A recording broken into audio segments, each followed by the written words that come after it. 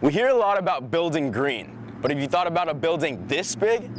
Let's go inside and check out how they made this stadium the greenest in the NFL. It's a Sunday ritual in the fall.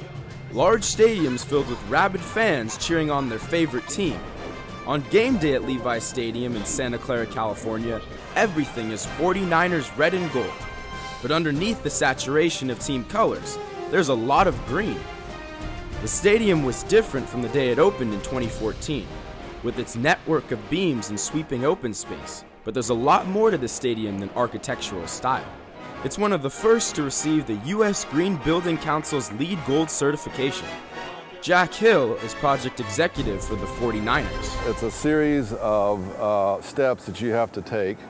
You actually have a scorecard, and you track your progress on a scorecard. Leave it to a 5-time Super Bowl champion team to embrace a new way to score, even in the field of LEED certification, which stands for Leadership in Energy and Environmental Design.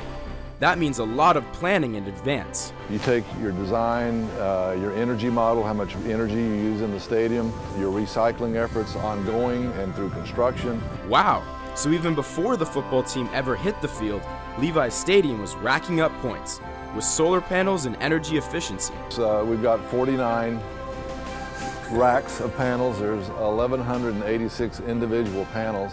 There's some here, and there's some actually on the bridges that connect Levi Stadium to the parking area. And here in the California sunshine, those photovoltaic cells can make a lot of power. It generates about half of a megawatt. And when you add that up, collect that on a 365-day effort, you will offset our 10-day 49er game load. So we can say that we're net neutral for the 49er games. And when fans use the restrooms, they'll also be going green. We're fortunate enough that we're here in Santa Clara. They've got a great reclaimed water system, so we took advantage of that.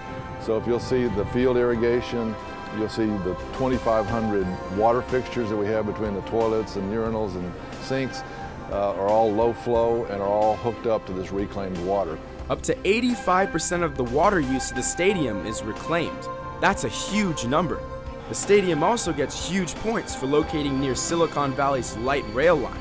Mass transit means fewer cars. So parking and transportation is kind of, one of the challenges when you have 70,000 people coming to a big building like this. So out of the gate we had some challenges, but I think we've done a really good job of trying to get people acclimated. Stadium General Manager Jim Mercurio explains not everyone who visits the stadium comes for football. Whether it was the Grateful Dead when we had 150,000 Deadheads, to 50,000 One Directioners, to 70,000 49er faithful.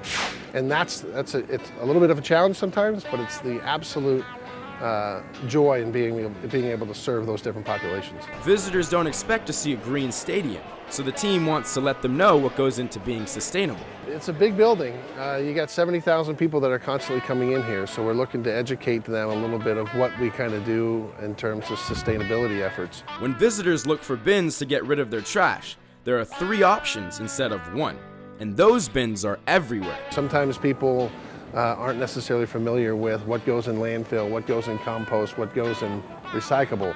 So we're really trying to have 3 different containers that way, so we can kind of keep the landfill garbage can a little bit smaller and everything else much bigger. Recycling is also a big message when fans get hungry. Whether it's from trash receptacles or the different products that we use at the food and beverage concession stands, the boats, for example, or the wrappers that we may use, or the cups and things of that nature. Levi Stadium is literally green from the playing field to its rooftop. So we're on the roof at Levi Stadium, and there's a garden here. Can you tell us a little bit more about that? Well, this is a great spot, and the idea behind this was to create a space that was unusual, which clearly it is. It allows us to show off some of our green and sustainability features here at Levi Stadium.